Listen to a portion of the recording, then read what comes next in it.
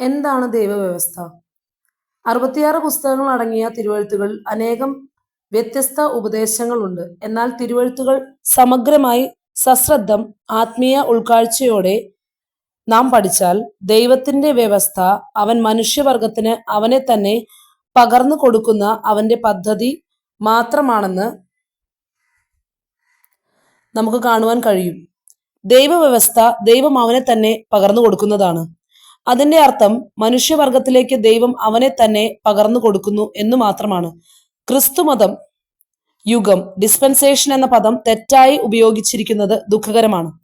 അതിന്റെ നിർവചനം ഏതാണ്ട് എക്കണോമി എന്ന ഗ്രീക്ക് വാക്ക് തന്നെയാണ്.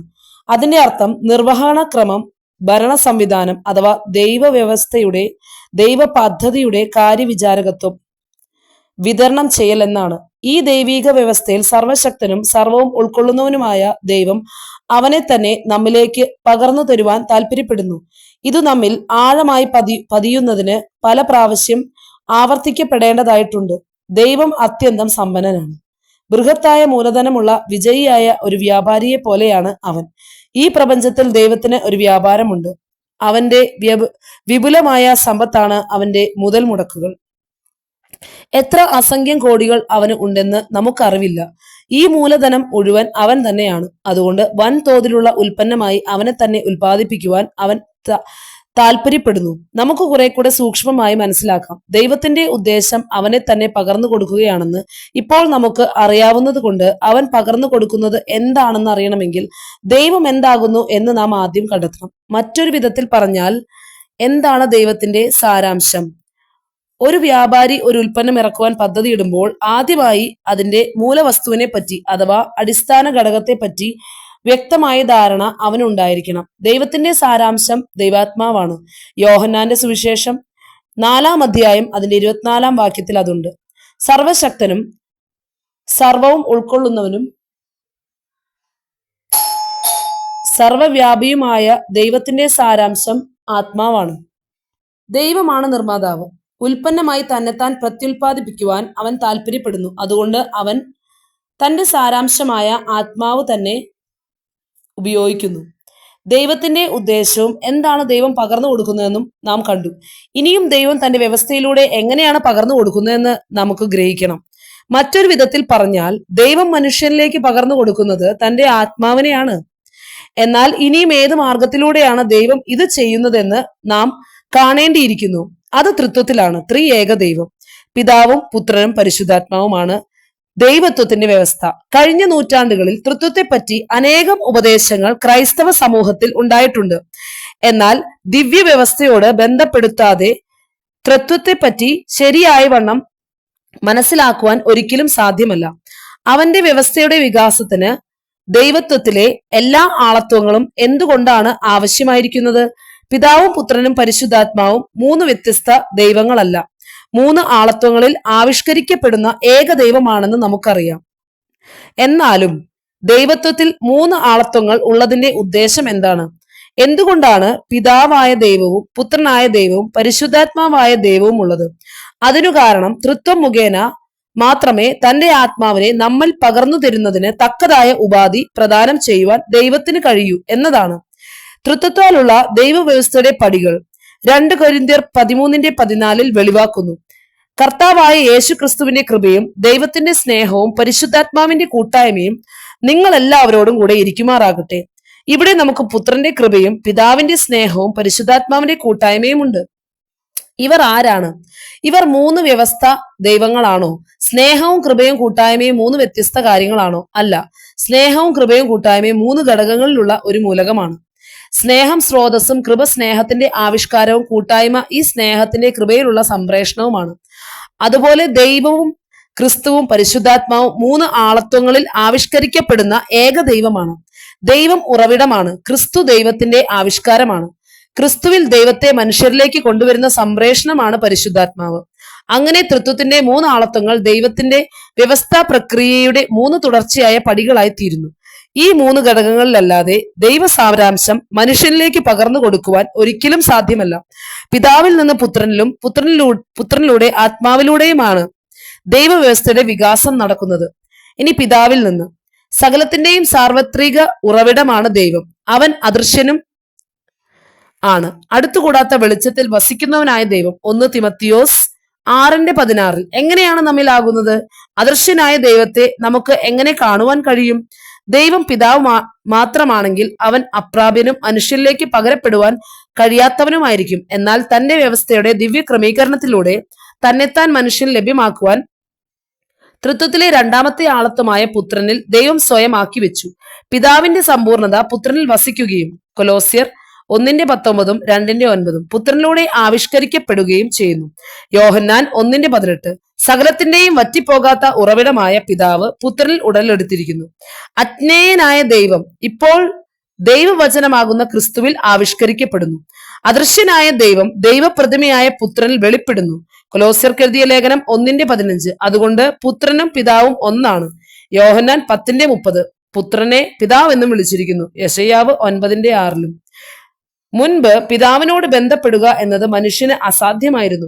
താൻ മാത്രമായിരുന്നു ദൈവം, തന്റെ സ്വഭാവം മാത്രമായിരുന്നു ദിവ്യമായത്. ദൈവത്തിനും മനുഷ്യനും മധ്യേയുള്ള വിടവ് നികത്തുവാൻ പിതാവിൽ യാതൊന്നും ഉണ്ടായിരുന്നില്ല. എന്നാൽ ഇപ്പോൾ അവൻ പുത്രനിൽ ഉടലെടുത്തു എന്ന് മാത്രമല്ല, മനുഷ്യപ്രകൃതിയിൽ അവൻ അവതരിക്കുകയും ചെയ്തു. പുത്രനിൽ തന്റെ സ്വന്തം ദിവ്യപ്രകൃതിയെ മനുഷ്യപ്രകൃതിയുമായി സംയോജിപ്പിക്കുവാൻ പിതാവിന് പ്രസാദം തോന്നി. പുത്രന്റെ ജഡാവതാരം മുഖേന അതുവരെ മനുഷ്യൻ ആയിത്തീർന്നിരുന്നു. താൻ നിമിത്തം മനുഷ്യന് പുത്രൻ മുഖേന പിതാവിനെ കാണുവാനും പിതാവിനെ സ്പർശിക്കുവാനും പിതാവിനോട് സമ്പർക്കം പുലർത്തുവാനും കഴിയുന്നു. ഇനി പുത്രനിൽ നിന്ന് ദൈവത്തെ മനുഷ്യനിലേക്ക് കൊണ്ടുവന്നതിന്റെ രണ്ടാമത്തെ പടി തൃത്വത്തിലെ രണ്ടാമത്തെ ആളത്വമായ ദൈവപുത്രനിലൂടെയാണ്. ദൈവവ്യവസ്ഥയുടെ രണ്ടാം ഘട്ടം മനസ്സിലാക്കണമെങ്കിൽ ക്രിസ്തു എന്താകുന്നു എന്ന് നാം ആദ്യം അറിയണം. ക്രിസ്തുവിന് ഘടകങ്ങളായ മൂലകങ്ങൾ എന്തൊക്കെയാണ്? ഏത് അംശങ്ങൾ ചേർന്നാണ് ക്രിസ്തുവിനെ സംരചിക്കുന്നത്? ഈ അത്ഭുത ആളത്വത്തിന് രൂപം നൽകുന്ന 7 അടിസ്ഥാന മൂലകങ്ങൾ ഉണ്ട്. അവന്റെ ചരിത്രത്തിലൂടെ കൂട്ടിച്ചേർക്കപ്പെട്ടവയാണ് അവ. ഒന്നാമത്തേത്, ദൈവത്തിന്റെ ദിവ്യമായ മൂർത്തിഭാവമാണ് ക്രിസ്തു. ക്രിസ്തുവിലുള്ള ഈ ഒന്നാമത്തെ മൂലകം ദൈവത്തിന്റെ ദിവ്യ സാരാംശവും പ്രകൃതവുമാണ്. രണ്ടാമത്തെ മൂലകം അവന്റെ ജഡാവതാരം. അവന്റെ ദിവ്യപ്രകൃതിയും മനുഷ്യപ്രകൃതിയും തമ്മിലുള്ള ഇഴുകിച്ചേരലാണ്. തന്റെ ജഡാവതാരം മുഖേന അവൻ ദൈവത്തെ മനുഷ്യനിലേക്ക് കൊണ്ടുവരികയും ദൈവത്തിന്റെ സാരാംശം മനുഷ്യപ്രകൃതിയോട് ഇഴുകിച്ചേരുകയും ചെയ്തു. ക്രിസ്തുവിൽ ദൈവം മാത്രമല്ല മനുഷ്യനുമുണ്ട്. മൂന്നാമത്തെ മൂലകം അവന്റെ ദിവ്യവും മാനുഷികവുമായ പ്രകൃതികളോട് കൂട്ടിച്ചേർക്കപ്പെട്ടവ അവന്റെ മനുഷ്യ ജീവിതമാണ്. തേജസ്വിയായ ഈ ദൈവ മനുഷ്യൻ 33.5 വർഷം ഈ ഭൂമിയിൽ ജീവിക്കുകയും ദൈനംദിന മനുഷ്യ ജീവിതത്തിൽ പൊതുവെയും സാധാരണമായും ഉള്ളവയെല്ലാം അനുഭവിക്കുകയും ചെയ്തു. അവൻ ദൈവപുത്രനാണെന്ന് ഊന്നിപ്പറയുന്ന യോഹന്നാന്റെ സുവിശേഷം അവൻ ക്ഷീണിതനായി എന്നും പറയുന്നു. പല ഭൗതിക ക്ലേശങ്ങളെയും പ്രശ്നങ്ങളെയും ശോധനകളെയും ഉപദ്രവങ്ങളെയും ഉൾപ്പെടെ അവന്റെ മാനുഷിക കഷ്ടപ്പാടുകൾ അവന്റെ ദൈനംദിന ജീവിതത്തിന്റെ ഭാഗങ്ങളായിരുന്നു. അവന്റെ മരണാനുഭവമാണ് നാലാമത്തെ മൂലകം. അവൻ മരണത്തിലേക്ക് ഇറങ്ങിപ്പോയി മരണത്തിലേക്ക് പ്രവേശിച്ചു എന്ന് മാത്രമല്ല, അവൻ മരണത്തിലൂടെ കടന്നു പോകുകയും ചെയ്തു. ഇത് വളരെ ഫലവത്തായ ഒരു മരണം ഉളവാക്കി. ആദാമിന്റെ മരണം ഭയങ്കര കുഴപ്പം നിറഞ്ഞതായിരുന്നു, എന്നാൽ ക്രിസ്തുവിന്റെ മരണം അത്ഭുതം നിറഞ്ഞതും ഫലവത്തുമായിരുന്നു. ആദാമിന്റെ മരണം നമ്മെ മരണത്തിന് അടിമകളാക്കി, എന്നാൽ ക്രിസ്തുവിന്റെ മരണം മരണത്തിൽ നിന്ന് നമ്മെ വിടുവിച്ചു. ആദാമിന്റെ മരണം നമ്മിലേക്ക് അനേകം ദുഷ്ടമൂലകങ്ങളെ കൊണ്ടുവന്നു. എങ്കിലും ക്രിസ്തുവിന്റെ ഫലവത്തായ മരണം ആദാമ്യ പ്രകൃതിയിലുള്ള എല്ലാ മൂലകങ്ങളെയും നിർജീവമാക്കുന്ന നമ്മിലെ മാരക ശക്തിയാണ്. അതുകൊണ്ട് ക്രിസ്തുവിൽ ദിവ്യപ്രകൃതിയും മനുഷ്യപ്രകൃതിയും കഷ്ടപ്പാടുകളോടുകൂടിയ ദൈനംദിന മനുഷ്യ ജീവിതവും അവന്റെ മരണത്തിന്റെ ഫലസിദ്ധിയുമുണ്ട്. എന്നാൽ ക്രിസ്തുവിൽ മറ്റ് മൂലകങ്ങളും കൂടിയുണ്ട്. അഞ്ചാമത്തെ മൂലകം അവന്റെ പുനരുത്ഥാനമാണ്. പുനരുത്ഥാനത്തിനു ശേഷം ദൈവം മാത്രമായി തീരുവാൻ ക്രിസ്തു തന്റെ മനുഷ്യത്വം ഉപേക്ഷിച്ചില്ല. ക്രിസ്തു ഇന്നും മനുഷ്യനാണ്. തന്റെ മനുഷ്യ പ്രകൃതിയുമായി വ്യാമിശ്രണം ചെയ്ത പുനരുത്ഥാന ജീവന്റെ മൂലകവും മനുഷ്യൻ എന്ന നിലയിൽ അവനിലുണ്ട്. ക്രിസ്തുവിലുള്ള ആറാമത്തെ മൂലകം അവന്റെ സ്വർഗാരോഹണമാണ്. അവന്റെ സ്വർഗാരോഹണത്താൽ സകല ശത്രുക്കളും വാഴ്ചകൾക്കും അധികാരങ്ങൾക്കും കർത്തൃത്വങ്ങൾക്കും അധികാരങ്ങൾക്കും അതീതമായി അവൻ ഉയർന്നു. സകലവും അവന്റെ കാൽക്കീഴിലായി. അതുകൊണ്ട് സകലത്തിനും അതീതമായ ആരോഹണ ശക്തി അവനിൽ ഇഴുകിച്ചേർന്നിരിക്കുകയാണ്. അവസാനമായി ക്രിസ്തുവിലുള്ള ഏഴാമത്തെ മൂലകം അവന്റെ സിംഹാസന ആരോഹണമാണ്. ദിവ്യപ്രകൃതിയുള്ള മനുഷ്യനായ ക്രിസ്തുവിനെ അഖിലാണ്ടത്തിന്റെ സമുന്നത ശിരസ്സായി മൂന്നാം സ്വർഗത്തിൽ സിംഹാസനസ്ഥനാക്കിയിരിക്കുന്നു. കർത്താദി കർത്താവും രാജാതി രാജാവുമായി അവൻ സ്വർഗീയ സ്ഥലങ്ങളിലുണ്ട്. അവനിലുള്ള ഈ 7 അത്ഭുത മൂലകങ്ങളെയും നാം ഓർക്കണം. ദിവ്യപ്രകൃതിയും മനുഷ്യപ്രകൃതിയും ഭൗതിക കഷ്ടതകളോട് കൂടിയ അവന്റെ അനുദിന മനുഷ്യ ജീവിതവും അവന്റെ മരണത്തിന്റെ ഫലസിദ്ധിയും പുനരുത്ഥാന ശക്തിയും അവന്റെ സ്വർഗാരോഹണത്തിന്റെ സർവ്വധിത ശക്തിയും സിംഹാസന ആരോഹണവും ഈ മൂലകങ്ങളെല്ലാം ഈ അത്ഭുതവാനായ ക്രിസ്തുവിൽ ഇഴുകിച്ചേർന്നിരിക്കുന്നു. അടുത്ത അധ്യായത്തിൽ പരിശുദ്ധാത്മാവ് മുഖാന്തരം എന്ന വിഷയവുമായി നമുക്ക് മുന്നോട്ട് പോകാം. കഴിഞ്ഞ ഈ അല്പനിമിഷങ്ങളിൽ നിങ്ങൾ കേട്ട ഈ ഭാഗങ്ങളിൽ നിന്ന് നിങ്ങൾക്ക് എന്ത് മനസ്സിലായി എന്ന് കമന്റുകളിൽ രേഖപ്പെടുത്താവുന്നതാണ്. ഇതിന്റെ അഭിപ്രായങ്ങളും നിർദ്ദേശങ്ങളും അറിയിക്കാവുന്നതാണ്. ദൈവം ഏവരെയും അനുഗ്രഹിക്കട്ടെ.